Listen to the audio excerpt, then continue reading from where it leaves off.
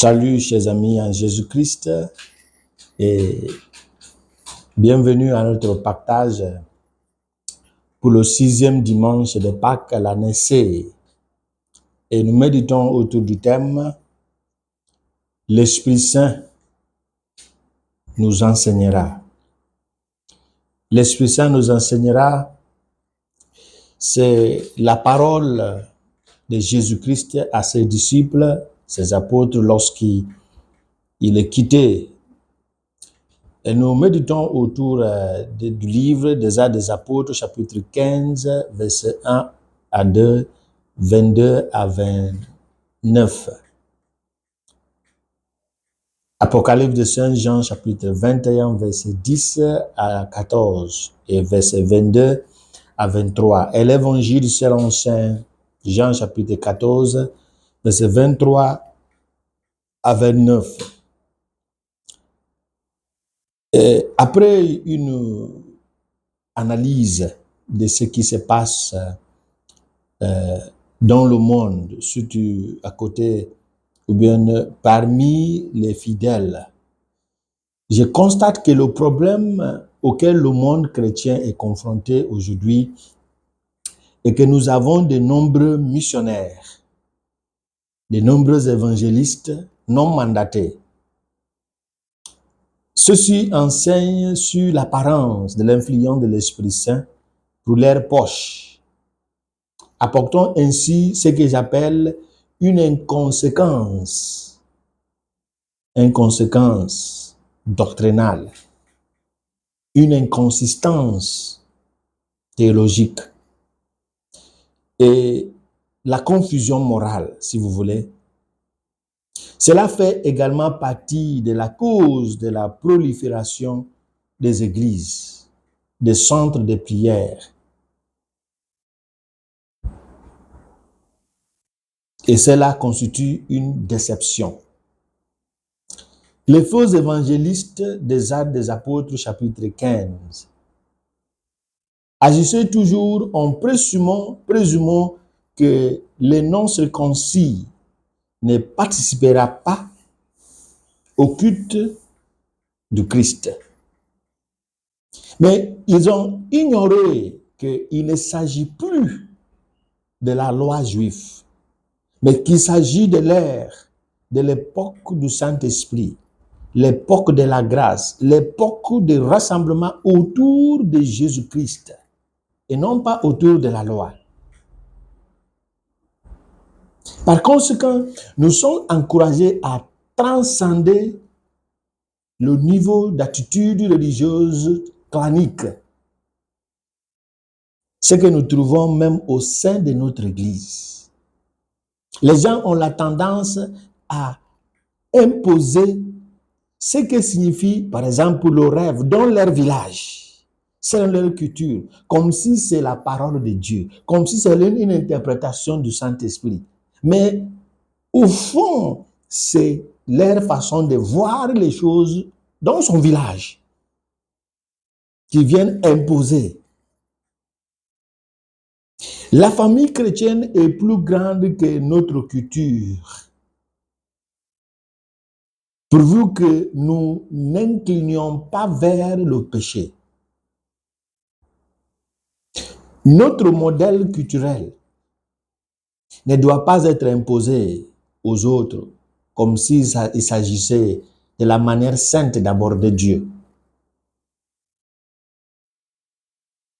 Nous avons vu des gens, des Juifs qui sont venus à Antioche pour dire qu'il faut accepter la circoncision pour devenir les croyants en Jésus-Christ. Ce qui a poussé Paul et Barnabé à se rendre à Jérusalem pour se renseigner auprès des anciens et des apôtres au sujet de cet enseignement. Aujourd'hui, c'est soit une guerre interne entre les charismatiques et les autres, soit entre les fidèles de la dévotion mariale contre les autres, soit une guerre doctrinale entre les protestants et les pentecôtistes contre les catholiques. Chacun veut imposer ce qu'il pense. Et c'est pourquoi le rôle des anciens est important. Les anciens représentent le patrimoine, représentent l'héritage, l'expérience, l'honnêteté, l'intrépidité et le savoir. Ceci, dans le choix du remplaçant de Judas, nous avons vu Pierre qui a pris une parole pour dire qu'il faut que la personne qui va remplacer Judas Iscariote soit parmi ceux qui ont marché avec Jésus pendant que Jean baptisait jusqu'au jour de l'ascension.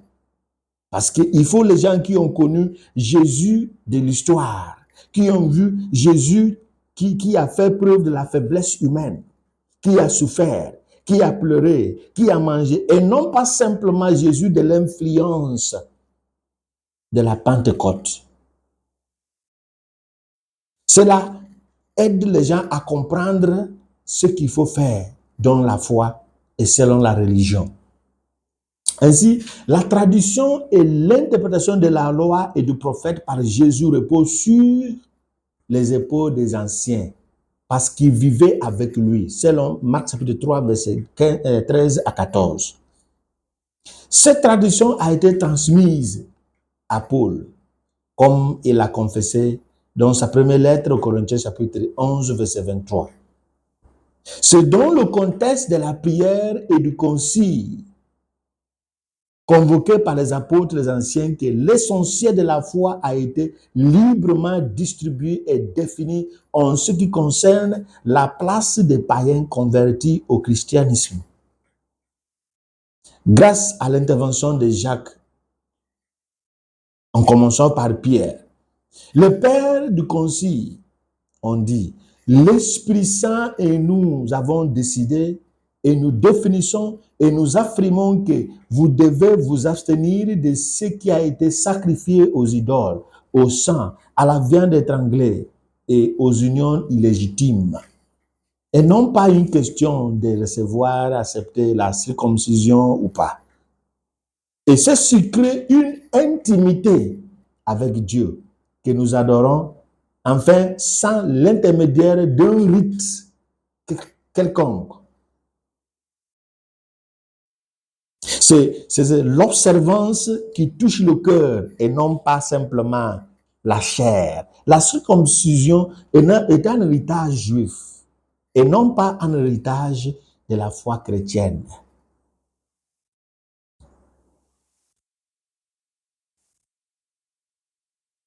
Les apôtres ont dit, l'Esprit Saint et nous-mêmes avons décidé de ne pas faire poser sur vous d'autres obligations que celles-ci qui s'imposent.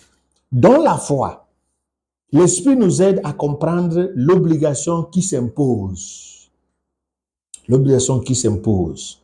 Une seule obligation qui s'impose sur chaque chrétien, c'est la vocation à la sainteté. C'est la seule obligation qui s'impose. Lorsque la personne est convertie grâce à la parole de Dieu, grâce au sacrement, la personne devient patente, la personne devient engageante, la personne devient engagée pour mieux faire ce que par imposition elle ne pourra pas faire. Malheureusement, certains l'ont considéré et imposent leur propre mode de vie ou leur culture comme la seule demeure visible de Dieu parmi nous, tout comme les Juifs, même s'ils sont indignes. Ils se considèrent toujours comme les héritiers de Dieu à cause de la circoncision.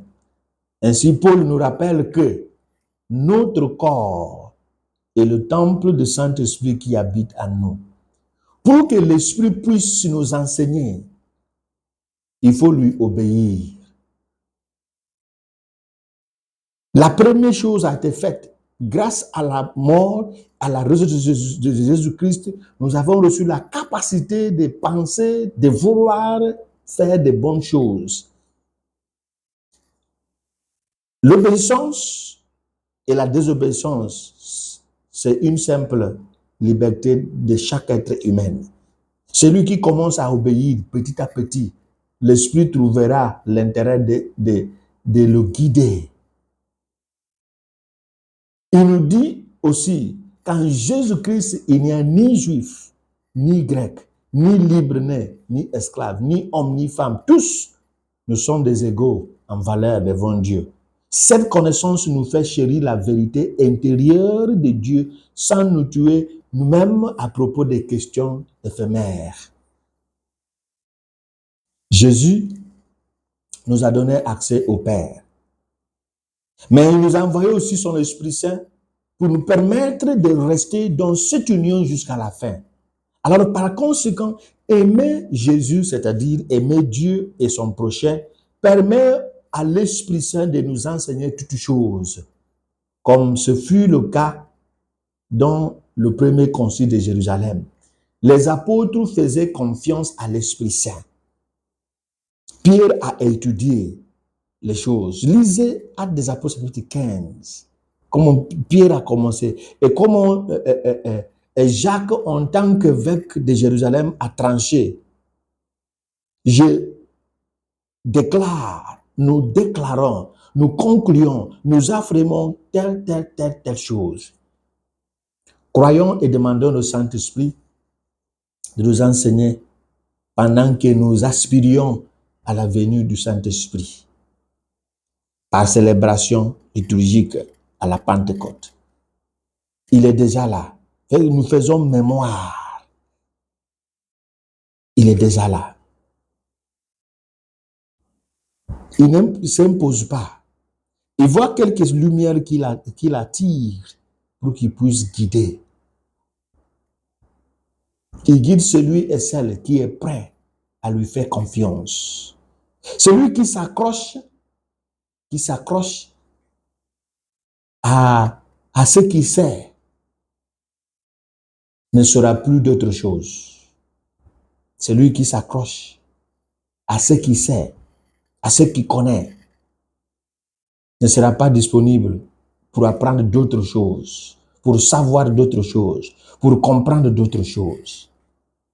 C'est en faisant confiance à l'Esprit Saint qui nous enseignera, qui nous bénisse le Père, le Fils et le Saint-Esprit. Amen.